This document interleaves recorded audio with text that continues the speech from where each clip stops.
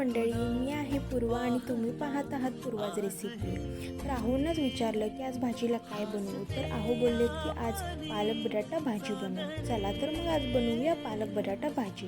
तर पातेल्यामध्ये मी 2 चमचे तेल घेतले, जिरे, लसूण, कांदा, टोमॅटो घालून मी त्याला परतून घेतले. परतल्यानंतर त्याच्यामध्ये मी चवीनुसार मीठ, अर्धा चमचा हळद, 2 चमचे घाटी मसाला घालून ते परतून घेतले. तुमच्या आवडीनुसार तुम्ही ह्याच्यामध्ये मसाले ॲड करू शकता. मग त्यामध्ये मी चिरलेला पालक स्वच्छ धुवून चिरलेला पालक त्याच्यामध्ये टाकला व पालकाला स्वतःचंच पाणी असल्यामुळे त्याच्यामध्ये तुम्ही वरून एक्स्ट्रा पाणी ॲड करू नका. व पालक शिजल्यानंतरनं मी त्याच्यामध्ये एक स्मॅश करून बटाटा टाकला. त्याने तर आणखी चव खूपच मस्त लागते. तुम्ही एकदा नक्की ट्राय करा. तर झाली तर आपली पालक बटाटा भाजी. ही भाजी खूप मस्त म्हणजे खूपच छान लागते. तुम्ही एकदा